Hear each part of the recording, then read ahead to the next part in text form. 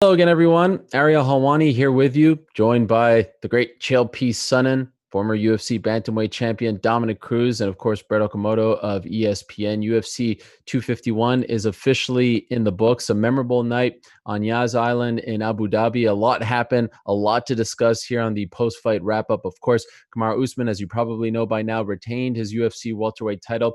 He defeated Jorge Masvidal via unanimous decision in the co-main event. Alexander Volkanovski pulled out a very, very close decision win over Max Holloway. We will obviously get into that one. And Petr Yan, there was no controversy attached to that victory over Jose Aldo. A very one-sided, certainly towards the end, beatdown of the former featherweight champion. Petr Yan is the new bantamweight champ. We'll talk about all of that and a whole lot more here on the post-fight wrap-up. But first, Chael, let me go to you. Obviously, there was so much buzz, so much excitement regarding the fact that Jorge Masvidal took this fight on 6 days' notice. And I think a lot of people were kind of hoping to see some magic. In the end, we didn't get that magic. We got a very methodical, clinical win by Kamaru Usman. Do you feel let down by the main event like so many people online, or do you understand why it went the way it did? Ariel, I saw it a little bit differently. Look, Masvidal, particularly in the first round, might be the best George Masvidal I have ever seen. You've got to understand, Usman deserves his credit and his respect at some point. I saw a great Masvidal tonight. I saw a Masvidal that surprisingly was ready to go all 5 rounds. I saw a Masvidal that scrambled off the bottom. I also saw a Masvidal that got overpowered against the fence, that got pot shots to the knee, that got foot stomped, that got dug to the body. I saw a world champion in Kamaru Usman, who is the only welterweight in history who you could compare to George St. Pierre. I've had enough of everybody not giving Usman his due. Masvidal looked just fine. Usman looked better. Dom, do you agree with that assessment? You can't really argue with that too much. The bad guy's onto something. I mean, how could you? The guy's won, I don't know, 16, 17 in a row or something like that. I can't get the numbers exactly right. You guys would know. But the numbers that he's won, the way that he's done it, and he looked like a bigger, stronger man in this particular matchup. I mean, in that first round, Masvidal, like Chael said, looks phenomenal to me. He was throwing the body kicks at the right time, attacking the legs, doing everything, looking very quick to the punch, very good moving in and out. And Usman did what he needed to, kind of weather the storm, wore him down, and then as the fight went on, it created a landslide. So Usman just did what he needed to, and he beat the numbers by a large amount on everything. Brett, I think most people would agree that Masvidal looked really good in the first round, but then he sort of trailed off as the fight went on, and you have to give Usman credit for that as well. It wasn't just like he was standing in there with a broomstick. Is there a part of you that thinks if he had a full training camp, if they never did the whole thing with Gilbert Burns and took the fight away from him, that he looks a little better in this fight? Maybe. I mean, the honest answer to that is that we don't know. I mean, we don't know exactly how Jorge Masvidal would look. No one can say. I mean, we can all speculate. But at the end of the day, it's not a question that's going to keep me up at night. I mean, like Chael, I thought that Masvidal looked fine. I thought he did look tired as the fight went on. But this guy was not just getting overpowered with wrestling and just getting him taken down. And he didn't. In fact, I mean, Kamaru Usman looked just as tired as he did near the end of the fight because of the effort that he was putting into holding him against the fence and looking for those takedowns. So, you know, something comes to mind that Eugene Behrman actually told me about. We were talking about the Dan Hooker, Dustin Poirier fight a little while ago, and we were saying, you know, it was tough for Hooker to train over there in New Zealand and then to fly over here and this and that and everything else. And he said, you know what, at the end of the day, when you sign a contract, you sign the contract because you believe you can win the fight. And I believe that was the case with Jorge Masvidal in this one. He signed that contract thinking that he could win this fight. So if he went in there thinking he could win, then I think he could win. I trust him on that. So I look at it the same way these guys do. Kamaru Usman went out there, executed the game plan he needed to. This fight was not close when Usman was up tight. It was close when he was giving him that space. So don't give him that space. Go in and win that fight. Usman did his job tonight, I thought. Chael, back to you. Obviously, you're very high on Usman, and rightfully so. What did he do so well in this fight that impressed you? Well, first off, I'm very, very high on Masvidal as well. In all fairness, I think 170 looks great right now. Even poor Leon that's stuck in a different country. You got Gilbert Burns coming down the pike. I wanted to ignore Chaos Covington. I think that division is in a very good spot. I will just share for you that when George Masvidal is coming out and he's kicking you in the body, I mean, look, there's a reason in kickboxing they enforce the fact that you must throw 3 kicks around. The reason is kicks are very dangerous to throw in fights unless you do them right. If you have the footwork of Dominick Cruz or you have the ability to bend at the waist and pull back like George Masvidal, you could be safe. I'm watching Masvidal come out and throw these things at Usman, but Usman stayed patient. He was able to land some strikes on the feet. I think Usman was surprised at how difficult it was to take Masvidal down, but he went to a plan B, which was to clinch, push him into the fence, and just make things dirty. Start scoring little points, taking things away, annoy him with shoulders, stomp him in the feet and the toes. But Usman stayed the course. Usman is one of these guys who can reset. He doesn't lose his focus, and when he does get frustrated, he can reset, start again, reset, start again. I'll watch Usman reset in a fight 15, 20 times. That's a very hard thing to do. It might sound easy as I'm saying it right now. It's a very tough thing for an athlete to do, but Usman is very tough mentally, and it allows him to be tough physically. He went out and found a way to win. He found a way to get on top, find some positions. Masvidal throwing elbows from the bottom. I mean, that thing was a dogfight start to bottom, but Usman has some dog in him. And my really only gripe here, Ariel, is to give a message to everybody. It's time to accept Kamaru Usman and his greatness. That's what was on display tonight against a very tough opponent. You know, Dom, it's always interesting when you have these fights that transcend the MMA bubble and you get all these, I'm not saying this in a derogatory way, but, casual fans who don't watch the sport very often weigh in. And I saw a lot of people complaining and criticizing Usman for the foot stomps, but those are legal and they're effective. Are they not? Extremely effective. All that stuff hurts in little ways. I mean, yes, if I eat one or two, sometimes I'd rather have a deep breath of air than and let you do it. But when you've eaten 10 or 12 or 15, it gets really old. But there's nothing dirty about it. I mean, we've seen John Jones's those kicks to the knees were looked as a bad thing for a long time. Now you're seeing everybody in the division utilizing the same techniques. It's just part of it, we're in a fight, and you got to, if somebody's laying against the fence, you want them to move their feet to a different position to give you a different option. That's one way of doing it, and that's what that's about. Brett, I'll let you play matchmaker here. Who's next for Usman? Who's next for Masvidal? Yeah, I think it's obvious to me that Usman is going to get Gilbert Burns. The UFC made that fight already. You heard Dana White this week say that Gilbert Burns is still the number one contender. I don't know if that would have held up if Jorge Masvidal would have won. In fact, I'm pretty certain in my own mind that would not have held up, that we would have gotten a different number one contender had Masvidal held the belt. But now that it's Usman, you have the teammate versus teammate angle. Gilbert has looked amazing this year. I do think that he is deserving of that opportunity. And then for Jorge, he gets the fight that he wanted anyway. He was talking about Nate Diaz. Now, I would say that it was a win-win situation for Jorge Masvidal. I don't think he loses too much here, but he doesn't gain what he would have gained had he won this. And that was, rocketing from being a star to being an absolute superstar, to come in and beat a guy like Kamaru Usman on 6 days notice on Fight Island, when the sports world, you kind of have their attention. I think that would have really set the table for a potential fight against Conor McGregor. Who knows if it would have came together or not, but I think that the conversations would have been had. I think Conor would have been interested in that fight to maybe pursue a third championship against another striker, someone that he'd probably rather fight other than Usman. And that would obviously be a major pay-per-view. So he loses that. He doesn't lose anything really that he was going in with, but he doesn't get to realize all of the potential that was sitting out there for him had he won this fight. Chael, last thing on this fight, I think a lot of people would agree with Brett's assessment as far as who would be next for Kamaru Usman. And Dana White did say at the post-fight press conference that they're going to do the Gilbert Burns fight.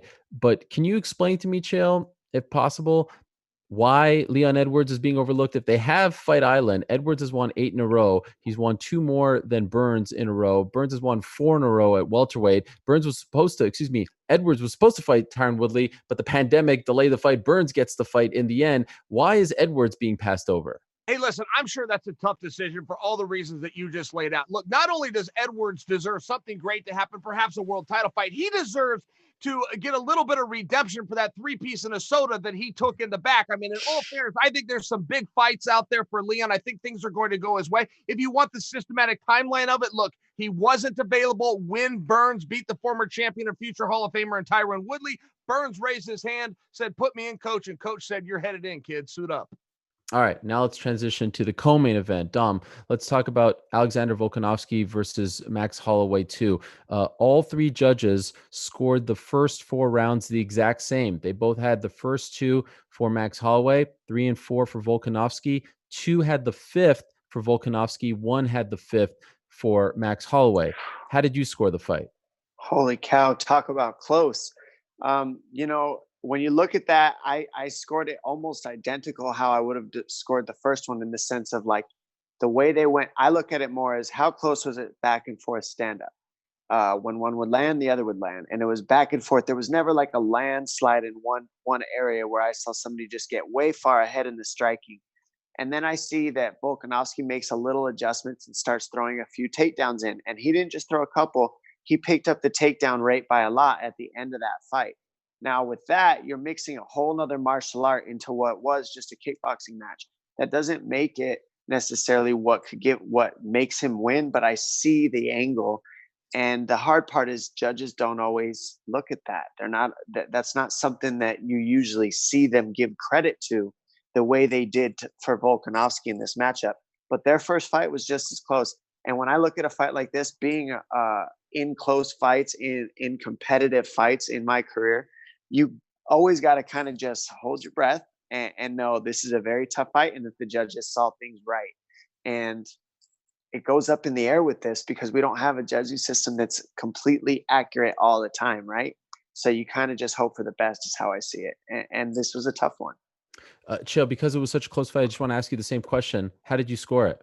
I had this for Max. I thought it was very clear, 3-2. I mean, the first two aren't even in question. I realize the judges aren't disputing that either, but with the knockdowns, the head kick, and then knocking him down with the straight, without question, those two. Look, it makes me sad in a little bit of this way, and I want to make sure I'm fair to Volkanovski, and this is the Volkanovski era, and tip my hat to him. But in this way, I thought Max won the first fight.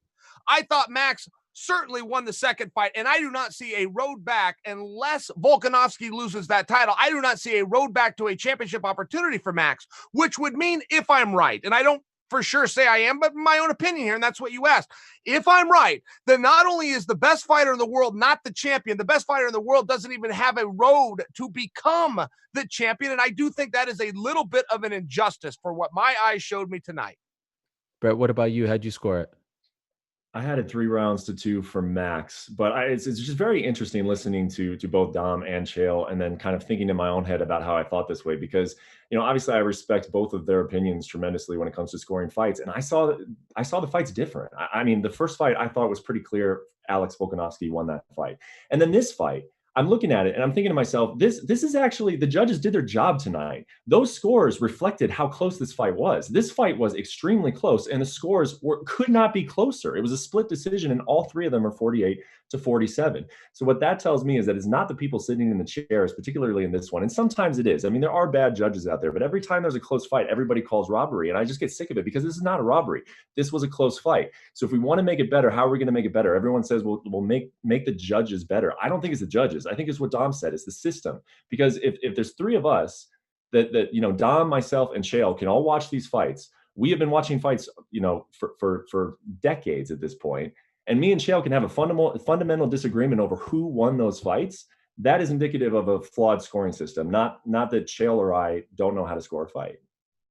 Yeah, it's a fascinating thing. I agree with you. It wasn't a robbery. It was a very close fight. I do feel for Max Holloway, and you also feel for Volkanovski as well, because it feels like no one's giving him his due.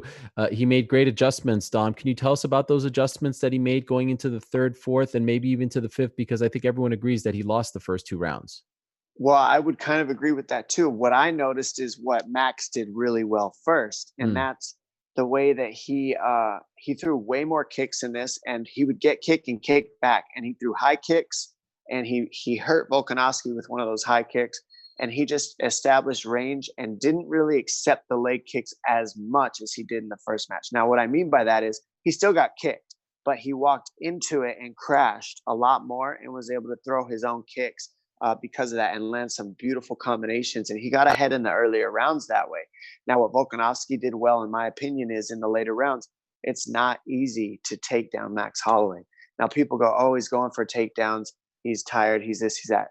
Chael can attest to this. It is exhausting to go for takedowns. It is one of the most exhausting things you can do in fighting.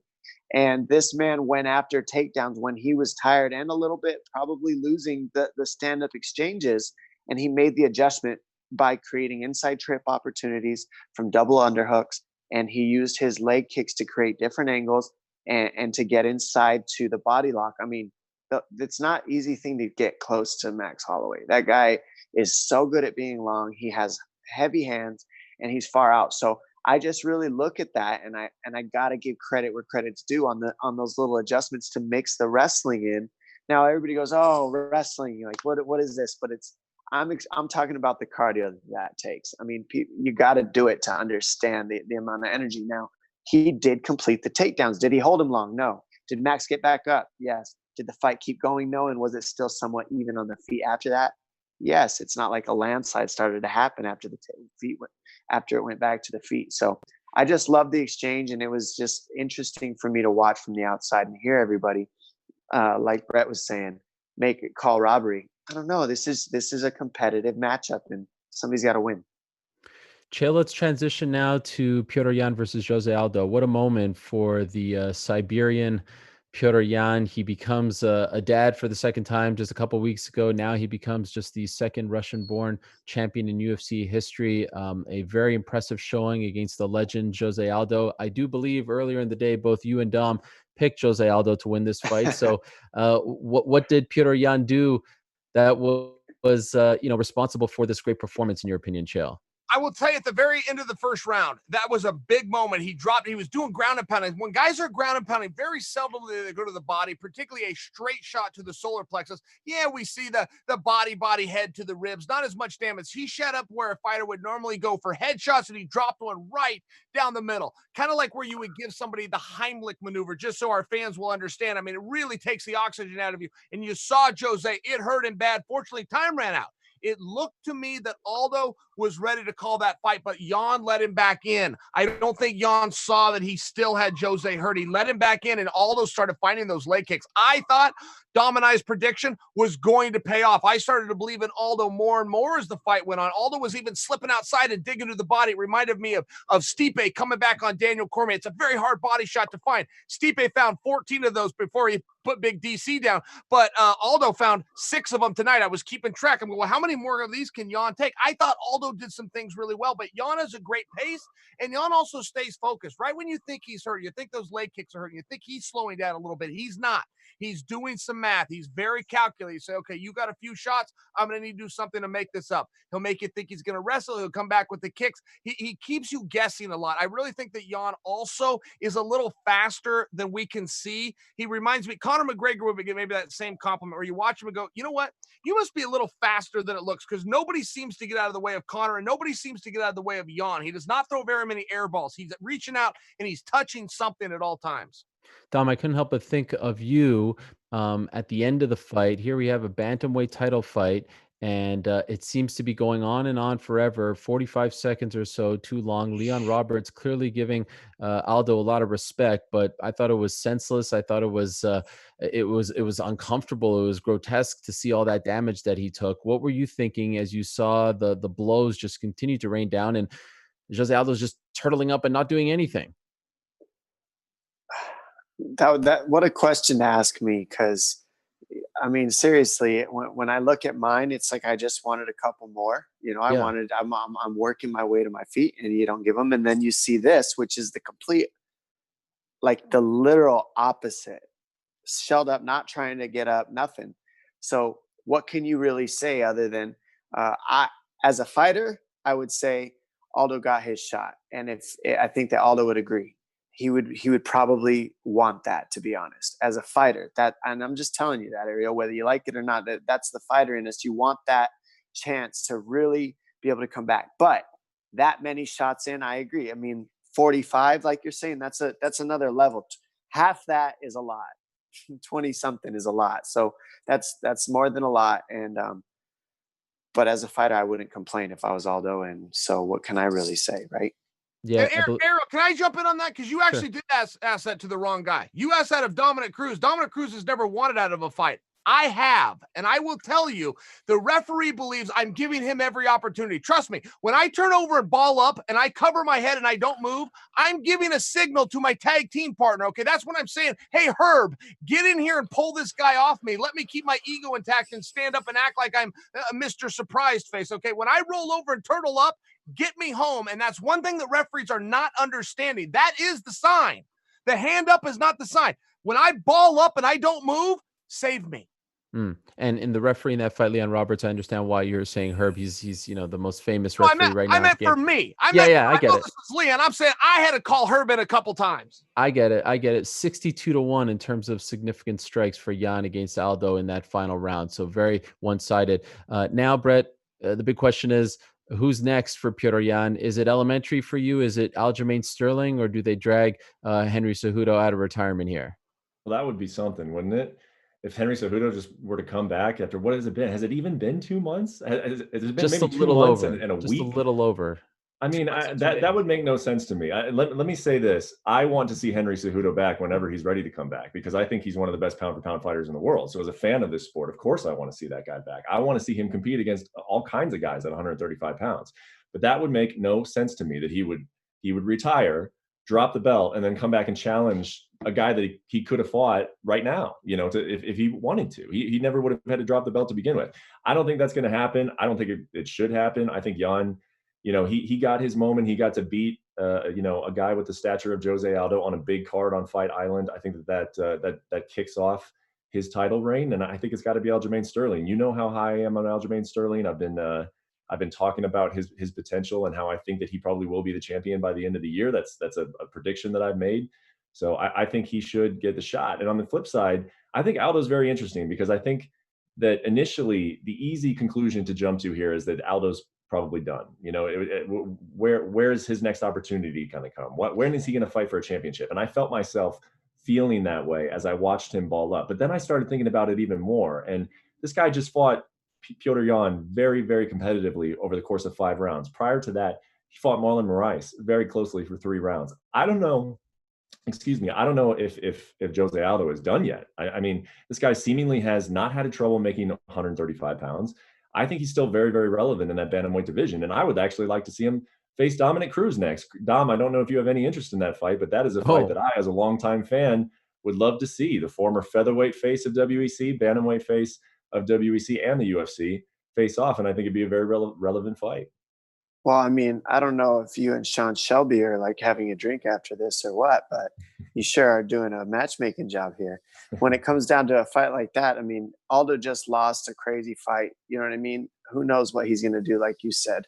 I'm right now in the gym training to fight again. So, the possibilities are endless. There's nobody in the world that I really say no to, guys. It's more about getting the rounds in the gym. We're going through COVID and making it happen down the way in this year. But with everything that Aldo went through, who knows? I mean, he's when you break your ribs like that is what it looked like to me. I mean, it looked like he hurt a rib. That's a 6-week injury, or at least minimum, depending on how bad it is and whatever else happens. So let's see what happens with him. But I don't say no to really anybody, guys, and just want to get going and competing and winning again. Regardless of what happens, I feel confident in saying Petr Yan is going to be a tough out for anyone. He is really, really good and a lot of fun to watch. Dom, I've been dying to ask you about this particular fight all night long. I was reminded tonight how much I love watching Rose Namajunas fight, and in particular, watch her on her feet. She is so much fun to watch. And it was interesting to see Lou DiBella, very famous boxing promoter, say that he thinks that she could have a future as a boxer. It was great to see her back. It was great to see her in good spirits. And she picks up the W over Jessica Andrade. So in a way, she exercises those demons from last May in Brazil.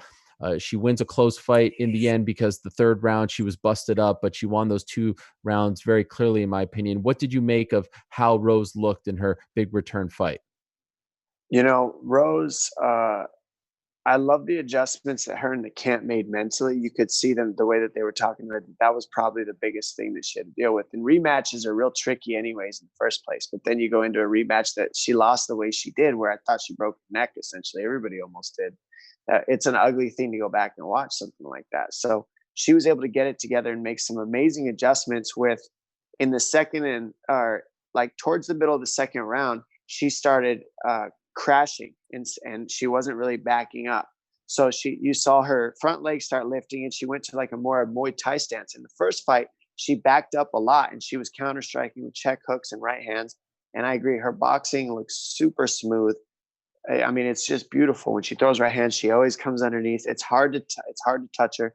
Good footwork. So she utilized all that stuff. But what interested me was the way that she met in the middle and was able to just stop the forward motion of Jessica Andrade towards the end of the second and in the third round. She met her in the middle and met her with violence.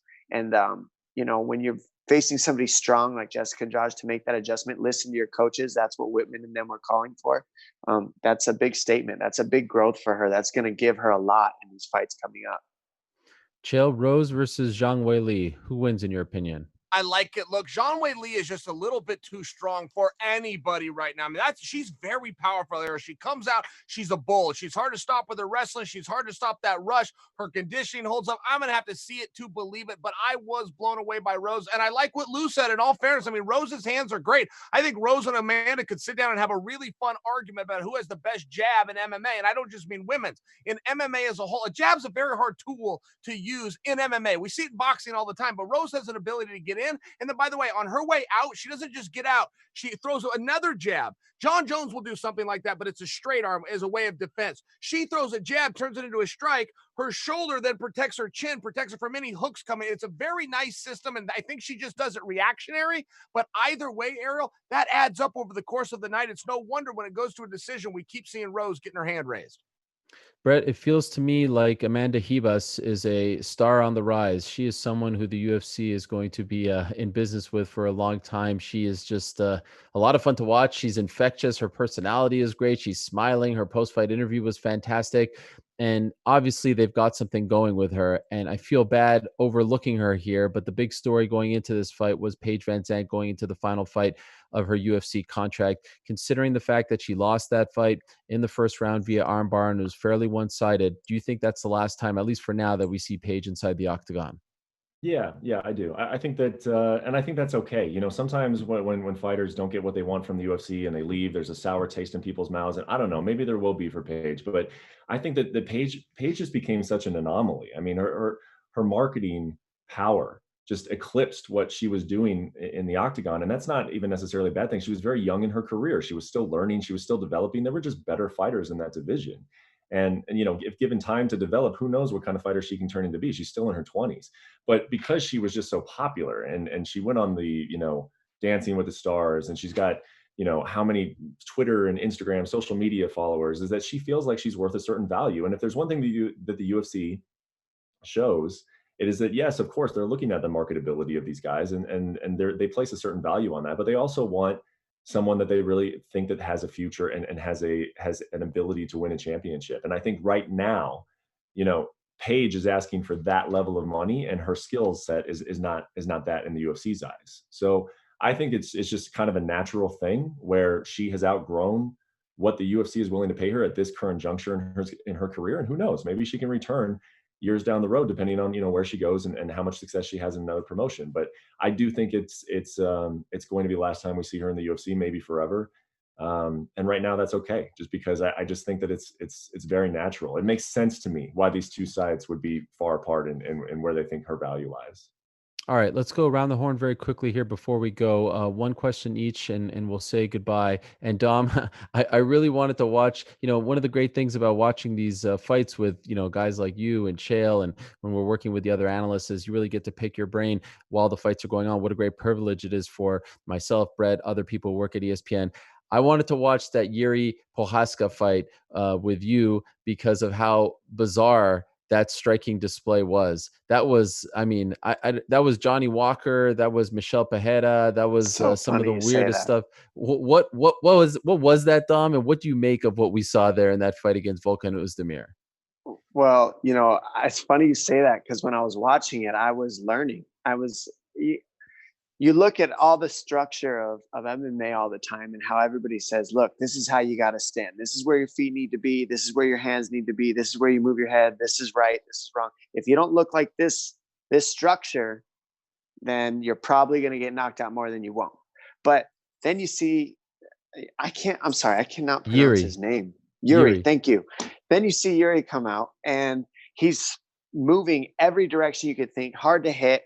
He would look a different direction while he's facing the guy with his hand. It was the most odd looking. I mean, if I'm fighting, I'm like, what is he looking at?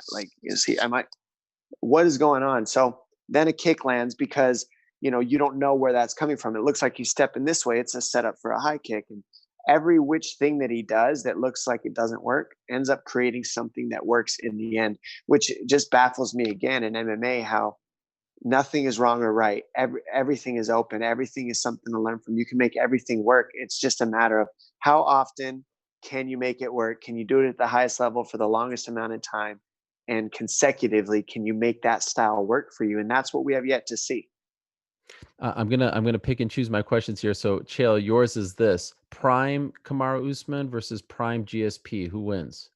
Ariel, I haven't listened to anything you just asked me, but your mouth quit moving, so I know it's my turn to talk. Here's my 3 favorite things that were said in this show, in this order. Number 1 is when you wisely stated about Petr Yan to the audience, he's very good. Number 2 is when Brett Okamoto said he would like to say Jose Aldo versus Dominick Cruz. And number 3 is when Dominick Cruz said, I don't say no to anybody. Make that fight.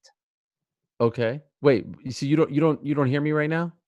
Yes, I hear you. I don't hear Ariel. Okay, all right, fair enough. Jeez. Not to mention what you asked me was blasphemy. The greatest fighter to ever live is named George St. Pierre. Shame on you. You know the answer to that question. Well, I know Kamara's night. I know you're a big Kamaru Usman, Mark, so I wanted you to be a prisoner of the moment and say that Usman would beat him and all that stuff. But hey, that answer might change in a short period of time. Usman is 16-1 world champion. Not to mention he's beaten 4 other world champions, and he won the Ultimate Fighter, the toughest tournament in all of sports. But as of today, is still the man from Montreal. All right, I like to hear that. Brett, final question to you. I failed to ask it earlier, so I'll ask it now. Who's next for Alexander Volkanovski? Well, we got to see how the UFC match makes some of that 145-pound division. I'll say this: there's plenty of good options, right? If Brian Ortega fights Korean Zombie, that would be my pick, the winner of that fight. Just even though Brian Ortega is still, we haven't seen him since he lost to Max Holloway, but I still think he's got plenty of name recognition. The fact that he's changed so much in his camp, if he were to beat Korean Zombie and stop the streak that Zombie has been on, I'm down for a Brian Ortega fight, and then Chan Sung Young. I mean, what can you say about the way that guy has looked? The last fight, in his home country, South Korea, knocking out Frankie Edgar in the way in which he did. I mean, Zabit Magomed is still up there. Yair's up there. But if it were up to me, let's have Brian Ortega fight Korean Zombie. The winner of that fight gets a title shot. Hey, by the way, shout out to Makwan Amir Khani with a great win. Shout out to Davey Grant as well with a great win. Rest of the prelims, nothing to really write home about. Certainly not the Leandro Santos versus Roman Bogotá fight. That was perhaps one of the weirdest fights I've ever seen and seemed to drag on forever. But in the end, Leandro got the win, and maybe his lower half of his body hurting afterwards. So it was well earned in many respects. All right, we're out of time. On that note, thank you very much, Chael Sonnen. I don't know if you can hear me, but you did a good job here tonight. So kudos to you. Thank you, as always, Dom, for your insight. Thank you, Brett, as well. Thanks to all of you for watching our coverage all week long. What a week it has been. And guess what? The fun doesn't stop. We don't have to wait 7 days for another UFC. We got to wait, like 3.5 days at this point. July 15th, Wednesday night, they're back in Abu Dhabi. Calvin Kattar versus Dan Ige. We'll have plenty of more coverage coming your way for that card. Plus, July 18th, they're back. And then, of course, July 25th as well. For now, though, we're out of time. For Brett, Chael, Dom, I'm Ariel. For Corporate Jake as well, thanks for watching. We'll see you next time. Thanks for watching ESPN on YouTube. For live streaming, sports, and premium content, subscribe to ESPN+.